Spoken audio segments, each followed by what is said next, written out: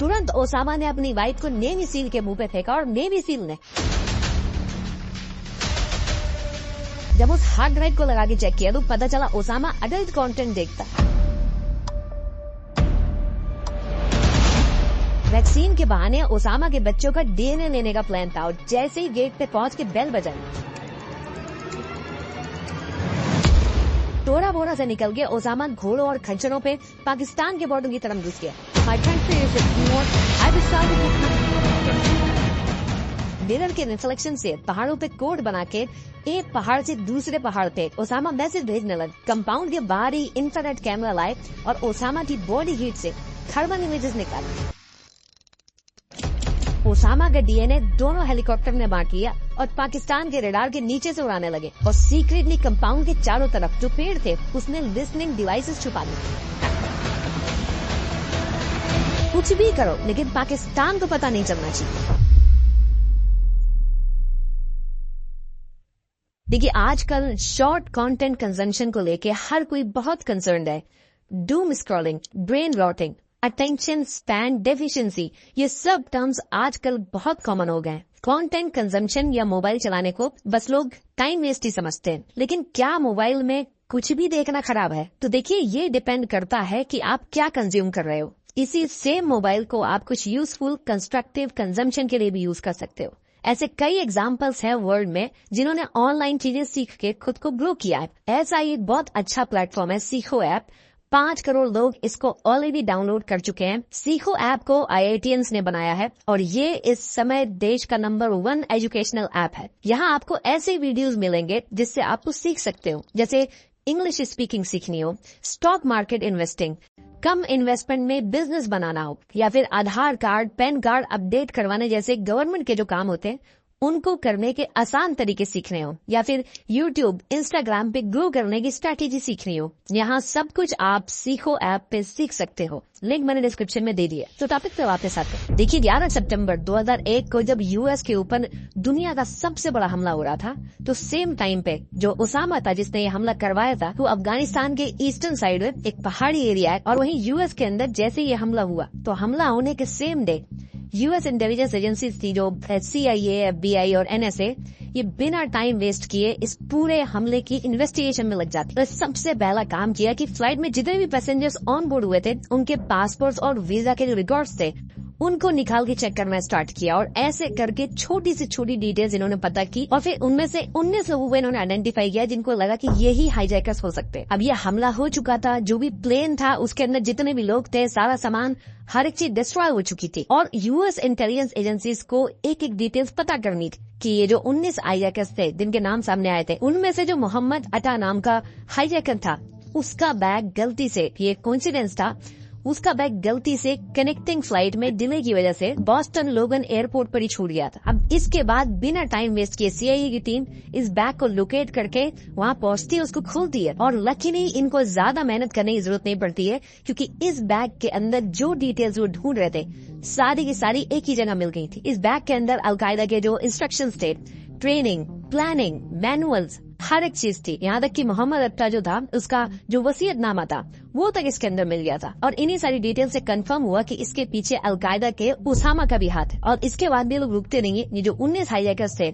ये US में जब से आए थे उनकी पुरानी कॉल्स, ईमेल्स, बैंक के ट्रांजैक्शन ये भी ट्रैक करना स्टार्ट किए, और यही सारी चीजें ढूंढने में इनको ऑफिशियल कंफर्मेशन मिल गया कि जो सारा अटैक है ये अलकायदा नहीं कराया, क्योंकि इन हाईजैकर्स के पास जो फंडिंग आ रही थी US के अंदर वो अलकायदा से आई थी, जो इन्होंने दुबई के अकाउंट से वायर ट्रांसफर की थी। और ये जितने भी हाईजैकर्स थे इन्होंने अफगानिस्तान और पाकिस्तान के एरिया में ट्रेनिंग की थी। अब यहाँ से ये ऑफिशियल कंफर्मेशन तो हो गया था कि अलकायदा का काम है, लेकिन ये जो अलकायदा नाम है ये US के लिए नया नहीं था। CIA की टीम ने अगस्त 2001 में, यानी कि हमले से 1 महीने पहले ही वार्निंग दे दी थी कि अलकायदा ऐसा कुछ करने वाला है। पास में भी अलकायदा ने US की एम्बेसी वगैरह पे बहुत बार हमले किए हैं, और US जो है वो अफगानिस्तान से अलकायदा और उसामा की डिमांड पहले भी करता रहा, और US के पास ऑलरेडी अलकायदा का जो नेटवर्क था, उसामा की डिटेल्स वो ऑलरेडी थी इनके पास। पूरे US में बहुत ज्यादा गुस्सा था इस चीज को। अब ये सारी चीजें जब पता चलती हैं तो उसके बाद 20 सितंबर 2001 को प्रेसिडेंट जॉर्ज W. बुश एक ज्वाइंट सेशन ऑफ कांग्रेस में जाके स्पीच देते हैं जिसमें वो पूरी दुनिया के सामने अफगानिस्तान से कहते हैं कि बिना किसी शर्त के पहले तो ओसामा हमको दो, और दूसरा अफगानिस्तान के अंदर ये जो अलकायदा के ट्रेनिंग कैंप चल रहे हैं इसको तुरंत बंद करना होगा। अगर ऐसा नहीं किया तो यूएस मिलिट्री एक्शन करेगा। अब आपका क्वेश्चन होगा कि अफगानिस्तान दे ही देगा ओसामा को, वो इतनी बड़ी सुपर पावर से क्यों पंगा लेगा? लेकिन अफगानिस्तान के अंदर जो सिचुएशन चल रही थी वो भी नॉर्मल नहीं थी। अफगानिस्तान में 1992 से सिविल वॉर चल रही थी, जिसमें यह था कि अफगानिस्तान का 90% एरिया जो था वो तालिबान के कब्जे में था, पर 10% एरिया पे नॉर्दर्न अलायंस का कब्जा था। और तालिबान ऑलरेडी जो लड़ाइयां लड़ रहा था अफगानिस्तान के अंदर, उसमें ओसामा ने तालिबान की बहुत मदद की थी। फंडिंग से लेके तालिबान के लड़ाकों को ट्रेनिंग देने तक तालिबान की ओसामा ने बहुत मदद की थी, और आइडियोलॉजिकली भी तालिबान और अलकायदा अलाइंड थे। तो ऐसे ही ओसामा को उठा के यूएस को देना तालिबान के लिए आसान नहीं था। तालिबान की खुद की सिचुएशन भी खराब हुई। तो जैसे ही यूएस ने डिमांड रखी, तालिबान ने नेक्स्ट डे यानी कि 21 सितंबर 2001 को ये कहा कि आप ये जो कह रहे हो इसके प्रूफ दो कि ये जो हमला है ओसामा ने कराया, उसके बाद हम सोचते हैं इसके बारे में। और इसके साथ में तालिबान ने ये भी कहा कि ओसामा जो है वो हमारा मेहमान है, तो हम ऐसे ही अपने मेहमान को आपको उठा के नहीं दे सकते, ये हमारी सभ्यता के खिलाफ है। अब देखिए यूएस जो था वो उस समय कुछ भी सुनने को तैयार नहीं था, और तालिबान ने जैसे ही ओसामा को देने से मना किया तो उसके ठीक 2 हफ्ते बाद ही यूएस ने सारी प्रिपरेशन की और ऑपरेशन एंड्यूरिंग फ्रीडम स्टार्ट कर दिया अफगानिस्तान के अंदर, जिसमें यूएसए ने अफगानिस्तान में जो तालिबान का दुश्मन था नॉर्दर्न अलायंस, उसके साथ मिलकर तालिबान के जितने भी ठिकाने थे अफगानिस्तान के अंदर उनको डिस्ट्रॉय करना स्टार्ट किया और ओसामा को ढूंढना स्टार्ट किया। बड़े से बड़े लीडर जो थे तालिबान के उनको एक एक करके मारना स्टार्ट किया। और अफगानिस्तान के अंदर जो नॉर्दर्न अलायंस फोर्सेस जो यूएसए की मदद कर रही थी, इससे यूएसए को बहुत फायदा हुआ लोकेशन वगैरह फाइंड आउट करने में और इनको मारने में। अब यूएसए जो था वो तालिबान को डे बाई डे हराता जा रहा था और अफगानिस्तान के अंदर एक के बाद एक बड़े बड़े ऑपरेशन कर रहा था। अब यहाँ से ओसामा की जो सिचुएशन थी वो भी खराब होने लगी। ओसामा के लिए भी छुपना मुश्किल होता जा रहा था। तो ओसामा ने क्या किया, ओसामा ने अपने बॉडीगार्ड को लेके अफगानिस्तान में ये तोरा बोरा की पहाड़ियां है, यहाँ पे आ गया। वो पाकिस्तान का बॉर्डर भी इसके पास में ही लगता है, यहाँ पे एकदम ये पहाड़ी एरिया है। तो ओसामा यहीं पे आके बैठ गया। अब यहाँ पहुंचने के बाद ओसामा और जो उसके जितने भी लड़ाके थे उन्होंने इलेक्ट्रॉनिक मेथड का यूज करना बिल्कुल ना के बराबर कर दिया। बस कभी कभार जब जरूरत पड़ती थी तो एक अनसिक्योर्ड रेडियो ट्रांसमिशन के थ्रू ये लोग कम्युनिकेट करते थे। और क्योंकि इलेक्ट्रॉनिक मेथड यूज नहीं होता था तो यूएस की जितनी भी एडवांस टेक्नोलॉजी थी वो सारे मेथड उनके फेल होते जा रहे थे। अब इसके बाद कई दिन तक यूएस ढूंढता है और 3-4 चीजें ऐसी होती है यूएस के सामने जिसकी वजह से उनको पता चल जाता है कि ओसामा जो है वो तोरा बोरा में है। पहली चीज तो ये हुई कि यूएस ने जो अफगानिस्तान के अंदर अलकायदा के मेंबर्स पकड़े थे उनमें से ही एक ने बताया था कि उसने लास्ट जो को देखा था वो तोरा बोरा की पहाड़ियों की तरफ जाते हुए देखा था। अब इस एक क्लू के बेसिस पे तोरा बोरा पे जाके यूएसए अटैक नहीं कर सकता था। तोरा बोरा बहुत बड़ा इलाका था और पहाड़ी एरिया था। अब इसके बाद दूसरी चीज ये हुई कि यूएस की जो एजेंसी की एक स्पेसिफिक टीम थी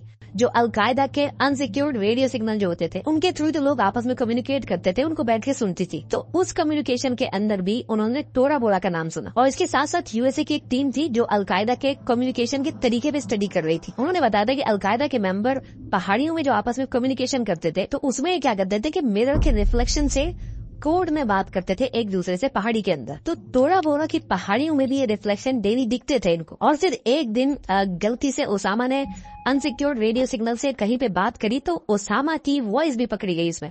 एक्चुअली एक जलाल नाम का आदमी था जो 7 साल से ओसामा की वॉइस पे स्टडी कर रहा था। तो उसने आवाज सुन के कंफर्मेशन दिया कि ओसामा का ही स्पीच पैटर्न और अरेबिक डायलेक्ट है। अब जैसे ही ये सारी डिटेल्स इकट्ठी होती है तो इसके नेक्स्ट डे सारा इंटेल यूएस के वर्जीनिया जहाँ सीआईए का हेडक्वार्टर है वहाँ पे भेजा जाता है। उन्होंने सारे इंटेलिजेंस डेटा को कलेक्ट किया और इसको एक इलेक्ट्रॉनिक बैटलफील्ड मैप में कन्वर्ट कर दिया। मतलब कि इन्होंने जितना भी इंटेलिजेंस का डेटा था उसको ऑब्जर्व करके एक मैप बना दिया उसका। और फिर उसी मैप का यूज करके यूएस की सीक्रेट डेल्टा फोर्स जिसको मेजर डेल्टन फरी लीड कर रहे थे, इन्होंने नॉर्दर्न अलायंस को अपने साथ लिया। 70 सोल्जर्स और सीआईए की टीम अपने साथ रखी और तोरा बोरा की तरफ ओसामा को पकड़ने के लिए पहुंच गए। अब जैसे ही यूएस की डेल्टा फोर्स तोरा बोरा की पहाड़ी पे पहुंची तो 3 दिसंबर 2001 से 7 दिसंबर 2001 तक यूएस की डेल्टा फोर्स ने तोरा बोरा पे नॉन स्टॉप 4 दिन तक 7 लाख पाउंड आर्म्स गिरा। लेकिन उसके बाद भी ये नहीं पता चल पा रहा था कि ओसामा आखिर है कहाँ पे। अब यहाँ से ओसामा को समझ में आ गया था कि वो यहाँ पे ऐसे फंस जाएगा और यूएस की डेल्टा फोर्स जो है उसको पता है कि ओसामा यहीं पे है, तो ये वापस ऐसे नहीं जाएंगे। तो ओसामा ने एक अनसिक्योर्ड रेडियो ट्रांसमिशन के थ्रू अफगान के नॉर्दर्न अलायंस जो तोरा बोरा में यूएस के साथ ही आई हुई थी, उसके साथ इस अनसिक्योर्ड रेडियो सिग्नल के थ्रू बात स्टार्ट करी। उसने कहा कि वो सरेंडर करने को रेडी है, लेकिन वो और उसके साथी नीचे आके सरेंडर तभी कर पाएंगे जब आप लोग बॉम्ब गिराना बंद करोगे। कहने का मतलब है कि वो इस कॉन्वर्सेशन में एक दिन की सीज फायर की डिमांड कर रहा था कि तभी वो सरेंडर कर पाएगा। अब सीआईए की टीम को यकीन तो नहीं था, वो और श्योरिटी चाहते थे कि सच में ओसामा ऐसा करेगा कि नहीं करेगा। तो वो जो ओसामा और उसके साथियों की जो रेडियो सिग्नल के थ्रू कॉन्वर्सेशन होती थी उनको और ज्यादा सुन रहे, और ओसामा को पता था कि ओसामा अपने लड़ाकों के थ्रू जो भी कॉन्वर्सेशन करवाए इस रेडियो पे वो यूएस सुन रही है। तो उसने उस रेडियो कॉन्वर्सेशन पे जितनी भी बातें करी सब इस तरीके से करी कि सीआईए की टीम को कंफर्मेशन मिल जाए कि सच में सरेंडर करने वाले। और फिर सीआईए वाले ओसामा के झांसे में आ जाते हैं और 11 दिसंबर को नॉर्दर्न अलायंस से कहते हैं कि ओसामा से बात करके डील डन कर दो। और अगले दिन यानी कि 12 दिसंबर को ओसामा जो था उसको सरेंडर करना था। लेकिन जितने टाइम बॉम्बिंग रुकी उतने टाइम ओसामा ने अपना एस्केप रूट तैयार किया और अपने बॉडीगार्ड को लेके पाकिस्तान की तरफ घोड़ों और खच्चरों पे भाग गया। और फिर इसके बाद अचानक से ओसामा की जो फैमिली थी अफगानिस्तान के अंदर वो भी गायब हो जाती है। अब वो कहाँ गए ये किसी को नहीं पता था। ये बहुत बड़ा मौका था, ये यूएस के हाथ से निकल गया था।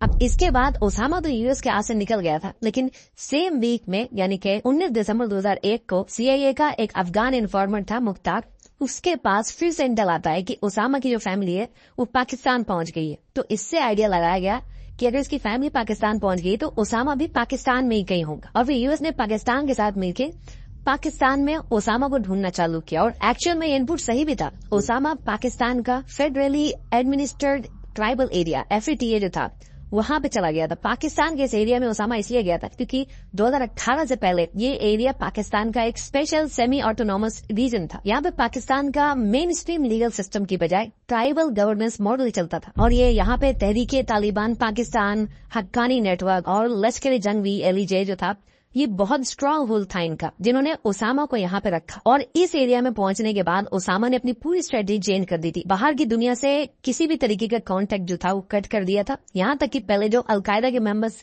और गार्ड थे उनसे जो बातें करता था, उनसे जो कम्युनिकेशन करता था उसको भी उसने कट कर दिया था। किसी को भी नहीं पता था, यहाँ तक कि अलकायदा के मेंबर तक को नहीं पता था कि ओसामा और उसकी फैमिली कहाँ पे है। ओसामा और उसकी फैमिली जो थी वो छुपे रहते थे और बाहर की दुनिया से कांटेक्ट करने के लिए डेली नीड, सिक्योरिटी और लॉजिस्टिक का सारा काम इब्राहिम अल कुवैती करता था। ये अलकायदा का सबसे ट्रस्टी था और रेडियो, सैटेलाइट फोन, इंटरनेट हर चीज से दूर ओसामा कम्युनिकेशन करने के लिए डेली लेटर लिखता था जो अलकायदा के पास जाते थे और उसमें वो अपना एक कोड नेम अजमराय से साइन करता था। और इब्राहिम ओसामा का एज अ कुरियर काम करता था और जो मैसेज थे वो आगे जाके अलकायदा के जो अलग अलग नेटवर्क थे वहां तक पहुंचाता था और वहां से डिसाइड होता था कि अलकायदा को क्या आगे करना है। इस पूरी कम्युनिकेशन की चेन में इलेक्ट्रॉनिक कुछ भी यूज नहीं होता था। बस एक एक्सेप्शन किया था इन्होंने, कुछ अगर अर्जेंट होता था तो उसके लिए इब्राहिम जीमेल लॉगिन करता था, ड्राफ्ट में मैसेज लिख देता था और अलकायदा के मेंबर जो थे उनके पास भी सेम जीमेल का पासवर्ड होता था।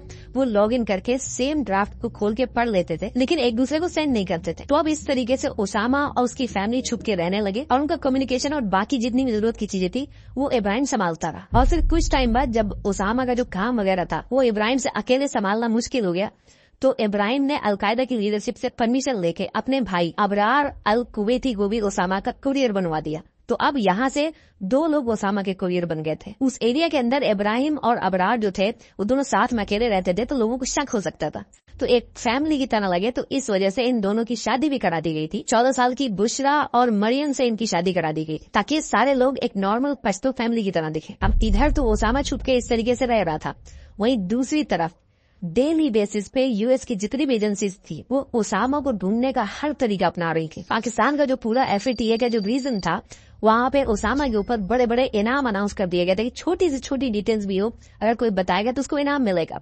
और ये चीज हर किसी तक पहुंच जाए तो दुकानों में जो माचिस मिलती थी उसके ऊपर भी इनाम प्रिंट करा दिया गया था कि जो ओसामा के बारे में कुछ भी बताएगा उसको $5 मिलियन मिलेंगे। इसके साथ साथ CIA ने इस पूरे एरिया के अंदर कुछ प्राइवेट मोबाइल कंपनीज जैसे AT&T, स्प्रिंट, वेराइजन इनके साथ एक सीक्रेट एग्रीमेंट भी साइन कर लिया था जिसमें FATA के पूरे एरिया में जो भी दुकानों पे मोबाइल फोन और कंप्यूटर बिकते थे उसमें एक सीक्रेट चिप लगा के बेचने लगे थे ताकि अलकायदा के लोग जब वो फोन खरीदे तो उनको ट्रैक कर लिया जाए, क्योंकि ऐसे और कोई क्लू नहीं मिल रहा था। लेकिन ये सारी की सारी चीजें फेल हो गई थी, क्योंकि इलेक्ट्रॉनिक मोड पूरी तरीके से उसामा ने बंद कर रखा था। अब साल दर साल बीतते जा रहे थे और सीआईए की टीम के ऊपर बहुत प्रेशर था और वो लोग फ्रस्ट्रेट होते जा रहे थे। तो अब इसके कुछ टाइम बाद सीआईए क्या करती है, वो ट्राई करती है कि वो अपना कोई बंदा अलकायदा में प्लांट करने का सोचती है, क्योंकि उनको ये रियलाइज हो गया था तभी उसामा के बारे में कुछ पता चल पाए। तो हुमाम अल बलावी उर्फ अबू दुजाना, इस नाम से एक डॉक्टर था जो अलकायदा से लिंक के चक्कर में पकड़ा गया था। तो इसको सीआईए पकड़ के कहती है कि तुम हमारे डबल एजेंट बन जाओ, तुम्हें बस इतना पता करना है कि उसामा कहाँ है और आगे की जिंदगी पूरी की पूरी तुम्हारी फ्री हो जाएगी, तुम्हें कोई जेल नहीं होगी। और फिर इस चीज के लिए हाँ कर देता है। तो इसको एक छोटी सी ट्रेनिंग करवा के और इसके बाद न्यूज फैला दी जाती है कि बलावी जो है वो सीआईए के हाथों से भाग गया। अब यहाँ से इसका काम था कि अलकायदा का ट्रस्ट जीत के सीआईए को उसामा के बारे में कुछ भी पता चले तो सीआईए को बता दे। बलावी जो था वो जैसा सीआईए कहती थी बिल्कुल वैसा ही किया। इसने अलकायदा का ट्रस्ट जीता और छोटे मोटे इनपुट देना स्टार्ट किया और फिर इसके कुछ टाइम बाद इसने सीआईए को बताया कि अलकायदा को वैसे ही डॉक्टर की जरूरत थी, उनको इसके ऊपर बहुत ट्रस्ट हो गया। अलकायदा के मास्टरमाइंड अल जवारी का इलाज करने का टास्क इसको दिया गया। ये सारी मेडिकल रिपोर्ट वगैरह भी भेजता है और सीआईए से बहुत ज्यादा खुश हो जाती है। और फिर इसके कुछ दिन बाद ये सीआईए को एक सिक्योर नेटवर्क के थ्रू बताता है कि इसको उसामा के बारे में बहुत ही इंपॉर्टेंट चीज पता चल गई है, जिससे सीआईए उसामा को पकड़ लेगी। और इसके बाद ये कहता है कि मैं आपको डिटेल बता दूंगा, आप मुझे फ्री कर देना। लेकिन फोन पे सारी डिटेल्स नहीं बता सकता, इसलिए मिल के ही बता पाएगा। सीआईए इसको अपने सबसे सिक्योर्ड कैंप चैपमैन में सीक्रेट ही बुलाती है। सेम वीक बलावी का बर्थडे भी था, तो सीआईए की टीम इतनी खुश थी कि बलावी के लिए इन्होंने सरप्राइज केक भी रखा था कि जैसे ही आगे उसामा के बारे में बताएगा तो सारे लोग मिलकर केक काट देंगे। और इस कैंप के अंदर सीआईए के सारे सीनियर ऑफिसर्स ही रहते थे। अब जहाँ से बलावी जो था वो आता है, इस पूरे कैंप के आसपास की जो सिक्योरिटी थी वो टाइट थी। पहले चेक पोस्ट पे सबकी चेकिंग हो रही थी, लेकिन सीआईए ने बलावी की चेकिंग करने को मना कर दिया था। दूसरी चेक पोस्ट पे भी इसकी कोई चेकिंग नहीं हुई, इसको सीधे कहा गया कि इसको आगे आने दो। अब सारे सिक्योरिटी से फ्रीली निकल के बलावी सीआईए के कैंप में पहुंचता है, जहां सीआईए की टॉप लीडरशिप वेट कर रही थी कि आज उसको उसामा की लोकेशन का पता चलेगा। और बलावी सीआईए के सारे ऑफिसर्स के साथ मिलता है, दोनों हाथ आगे करता है और खुद को जितला देता।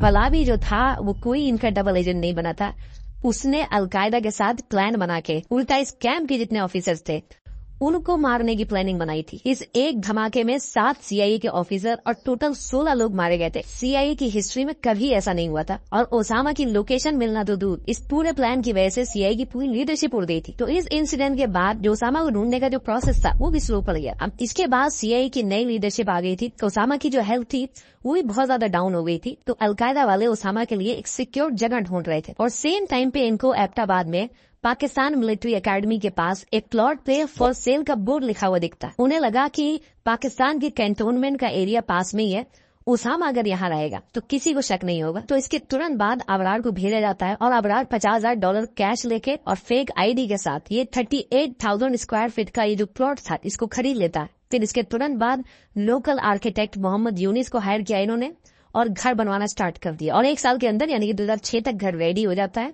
और 2006 में उसामा, अबरार, इब्राहिम तीनों की फैमिली यहाँ पे शिफ्ट हो जाती है। घर के बाहर का सारा काम अलकायदा को लेटर वगैरह भेजना, कम्युनिकेशन वगैरह मेंटेन करना और आगे की प्लानिंग करना अबरार और इब्राहिम ही करते थे कुरियर बन के। और घर के अंदर अबरार और इब्राहिम की जो वाइफ थी वो खाना वगैरह बनाती थी और बाकी सारे काम करती थी। और ओसामा जो था पूरे टाइम इस कंपाउंड के अंदर छुप के रहता था। अब ओसामा यहाँ शिफ्ट हो गया था और अगले 5 साल तक उसकी लोकेशन का यूएस को कुछ नहीं पता चलता। अब इसके बाद डेट आती है 27 अगस्त 2010 और इस दिन सीआईए को बिल्कुल आइडिया नहीं था कि इतने सालों से वो जिसको ढूंढने के लिए दिन रात एक कर रहे थे आज वो उनको धोखे से मिलने वाला है। होता क्या है कि ओसामा का सबसे ट्रस्टेड कुरियर था जिसका नाम इब्राहिम था, उसको किसी काम से पेशावर सिटी में जाना पड़ता है और पूरे पेशावर सिटी के अंदर ऑलरेडी जो सिग्नल्स थे वो सीआईए के रडार पे थे। अब जनरली इब्राहिम पेशावर जैसे एरिया में बात करने के लिए एक सिक्योर मेथड का यूज करता था, बट उस दिन आलस के चक्कर में वो पेशावर के पब्लिक एरिया में खड़े होके अपने पर्सनल फोन से ही अलकायदा के मेंबर से कुछ सेकंड्स के लिए बात कर लेता है। अब इब्राहिम ने ये जो एक फोन कॉल की थी इसकी वजह से सीआईए तुरंत इब्राहिम की लाइव लोकेशन ट्रैक कर लेती है और जहाँ से खड़े होके इब्राहिम ने फोन मिलाया था वहाँ पहुँच जाती है। और पहुँचने के बाद वो इब्राहिम को पकड़ती नहीं है बल्कि ट्राई करती है कि इब्राहिम का पीछा करके इसके और जो लोकेशंस है उनका भी पता किया जा सके। अब इसके बाद इब्राहिम अपनी व्हाइट सुजुकी पोर्टोर जीप जिसके पीछे वाले स्पेयर टायर पे राइनो बना हुआ था उसमें बैठ के चलने लगता है और इधर से सीआईए के एजेंट जो थे वो इसका पीछा करना स्टार्ट करते हैं। काफी देर तक सीआईए जो थी वो इब्राहिम की गाड़ी का पीछा करती है और फिर थोड़ी देर बाद इब्राहिम जो था वो अपनी गाड़ी को एबटाबाद में एक बिलाल टाउन है वहां की तरफ मोड़ लेता है और वहां थोड़ी दूर जाने के बाद वहां पे एक बहुत बड़ा कंपाउंड था, उसके अंदर इब्राहिम अपनी जीप लेके घुस जाता है। अब सीआईए की जो टीम थी वो बाहर खड़ी थी, वो रुक के डिस्कशन करना स्टार्ट कर देती कि आगे क्या किया जाए। मेनली ये लोग सोच रहे थे कि डायरेक्ट अंदर जाने की बजाय कुछ दिन तक इसी कंपाउंड को ट्रैक किया जाए कि इब्राहिम यहाँ से निकल के कहाँ जाता है और उसकी मदद से ये शायद ओसामा तक पहुँच सके। अब जब ये सीआईए के लोग आपस में डिस्कशन कर रहे थे तो इनका ध्यान इब्राहिम जिस कंपाउंड में घुसा था उस पे पड़ा और उस कंपाउंड को जब इन्होंने ध्यान से देखा तो कंपाउंड जो था इनको थोड़ा सा अजीब लगा। करीब 38,000 स्क्वायर फीट में पूरा कंपाउंड बना था, लेकिन इतने बड़े कंपाउंड में सिर्फ एक ही मेन एंट्री थी और दीवारें जो थी इसकी 18 फीट की ऊंची ऊंची बाउंड्री बना रखी थी चारों तरफ और उन बाउंड्रीज के ऊपर भी बार्ब वायर लगा रखी थी। और ऊपर वाले फ्लोर को ये लोग देख के और ज्यादा सरप्राइज हुए। विंडोज नहीं थी और जो बैल्कनी थी उसमें 7 फीट की बाउंड्री करवा रखी थी। जनरली अगर आप बैल्कनी देखेंगे तो उसमें इतनी ऊंची ऊंची बाउंड्री कोई नहीं लगवाता है। तो ये सारी चीजें देख के इनको डाउट होता है कि इब्राहिम के लिए इतना सारा अरेंजमेंट नहीं किया गया होगा। जरूर इब्राहिम के साथ इसमें कोई हाई वैल्यू टारगेट हो सकता है जो ओसामा तक पहुंचा दे, क्योंकि इस बात से ये लोग श्योर थे कि ओसामा इस कंपाउंड में नहीं होगा, क्योंकि वहीं थोड़ी दूर पे पाकिस्तानी मिलिट्री एकेडमी भी थी। ओसामा इतना बड़ा रिस्क नहीं लेगा कि पाकिस्तान मिलिट्री एकेडमी के पास ही घर बना के रहने लगे। इनको लगता था कि ये कहीं गुफा वगैरह या फिर पहाड़ों के बीच में होगा। अब इसके अगले दिन फिर से इस कंपाउंड के पास ये लोग पहुंचते हैं। ये लोग कंपाउंड के अंदर जो एक्टिविटीज होती हैं उनको ऑब्जर्व करना स्टार्ट करते हैं और जब और डिटेल्स इस कंपाउंड के बारे में पता चलती है तो और ज्यादा सरप्राइज हो जाते हैं लोग। इनको पता चला कि पिछले 5 साल से इस कंपाउंड के अंदर जो लोग रह रहे हैं वो आस पास के जो घर हैं, जो लोग हैं, उनसे किसी से भी मतलब ही नहीं रखते थे और उस टाइम पे घरों के अंदर वायर्ड फोन लाइन्स होती थी। तो इस कंपाउंड के अंदर कोई फोन लाइन नहीं थी, इंटरनेट टेक्नोलॉजी किसी भी चीज का ये लोग यूज नहीं कर रहे थे। ये पूरा मिलिट्री एरिया था, उसके बाद भी यहाँ पे कोई सर्वेलांस कैमरा वगैरह कुछ भी नहीं लगा हुआ था इस एरिया में। और आसपास के लोग और बच्चों से इन्होंने इनडायरेक्टली कुछ बातें पता करने की कोशिश की तो इनको लोगों ने बताया कि बहुत ही पैसे वाले हैं।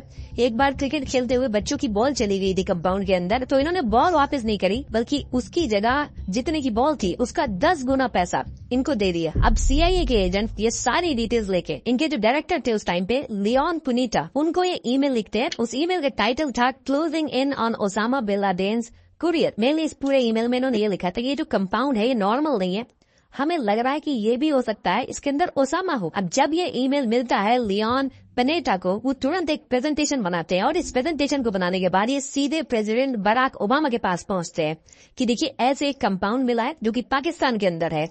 टीम को लग रहा है कि इसके अंदर ओसामा हो सकता है और इसके लिए हमें बिना पाकिस्तान को बताए पूरे कंपाउंड के एक इन्वेस्टिगेशन स्टार्ट करनी होगी। तो इस पे ओबामा कहते हैं कि भले ये कंपाउंड पाकिस्तान के अंदर है, आप बिना पाकिस्तान को कुछ बताए अपना काम स्टार्ट कर दो। अब जैसे ही व्हाइट हाउस से गो अहेड मिलता है तो सितंबर 2010 का स्टार्टिंग ही था। ये लोग इस कंपाउंड के बारे में पता करने में लग जाते हैं और ये सारे लोगों ने मिलकर एक कॉमन डॉक्यूमेंट बना लिया था जिसका नाम था एनाटॉमी ऑफ अ लीड। इसमें जो जो डिटेल्स इस कंपाउंड से रिलेटेड मिलती थी इसमें ये लोग ऐड कर देते थे, चाहे वो कितनी ही छोटी क्यों ना हो। अब जब ये लोग इस कंपाउंड को ट्रैक कर रहे थे तो इसी बीच में इनको पता चलता है कि बीच बीच में इस कंपाउंड में जो औरतें रहती हैं वो एक फोन का यूज करके कभी कभी बात करती हैं और उस बात करने के दौरान ये झूठ बोलती हैं कि ये कुवैत में है, जबकि ये थी पाकिस्तान के एबटाबाद के उसी कंपाउंड के अंदर। कई दिनों तक ये बेसिक इन्फॉर्मेशन जो है दूर से रह के इस कंपाउंड को ऑब्जर्व करके इकट्ठा करते हैं और नवंबर 2010 में सीआईए की टीम जो थी, जो यूएस के अंदर बैठी थी, वो ओबामा के पास पहुंचती है कि इस कंपाउंड में ओसामा के होने के बहुत स्ट्रॉन्ग चांसेस है, हमें जरूर इस कंपाउंड के ऊपर कोई एक्शन करना चाहिए, बहुत ज्यादा चांसेस है कि ओसामा इसके अंदर मिल जाएगा। अब ओबामा ये सारी डिटेल सुनने के बाद पूछते हैं कि आप ये जो स्ट्रॉन्ग फीलिंग कह रहे हो ये कितनी स्ट्रॉन्ग है, आप परसेंटेज में बताओ।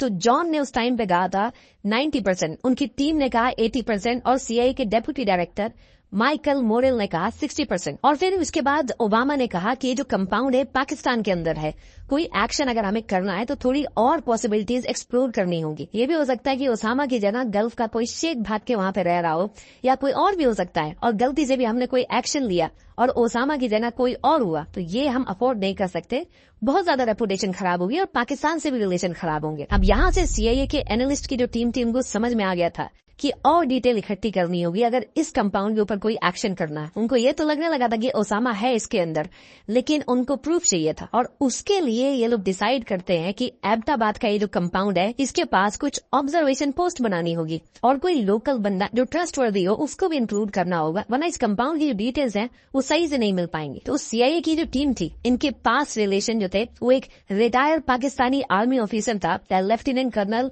सईद इकबाल। इससे सीआईए की टीम के पास रिलेशन बहुत ही अच्छे थे। इन्होंने लेफ्टिनेंट कर्नल सईद इकबाल को इस पूरे कंपाउंड के बारे में बताया और कहा कि सीक्रेटली इसमें इनको इसकी मदद चाहिए। अब ये लेफ्टिनेंट कर्नल सईद इकबाल जो था इसका एक दोस्त था डॉक्टर आमिर अजीज, जिसका घर ये जो कंपाउंड था उससे सिर्फ 80 यार्ड की डिस्टेंस पे था और उसकी छत से कंपाउंड के अंदर की कई सारी लोकेशंस दिखती थी। तो सीआईए की टीम ने इस retired lieutenant colonel Saeed Iqbal को आमिर के घर भेजने का डिसाइड किया और फिर सैयद इकबाल आमिर के घर पहुंच के थोड़ी देर इधर उधर की बात करता है। फिर वो कहता है कि मुझे आपके डॉग से मिलना है। एक्चुअली आमिर के घर के अंदर जो डॉग्स थे वो छत पे थे और इन डॉग से मिलने के बहाने retired lieutenant colonel Saeed Iqbal छत पे पहुंच जाता है और उसी छत के ऊपर से ये जो कंपाउंड था वहाँ पे मल्टीपल फोटोज खींच लेता है और वो फोटोज जो है वो सीआईए को लाके दे देता है। इस कंपाउंड से रिलेटेड जितनी भी डिटेल्स मिल रही थी उसको जोड़ा जा रहा था और इसका टास्क जो था वो सीआईए की एक अलग टीम थी जिसको गीना बेनेट लीड कर रही थी।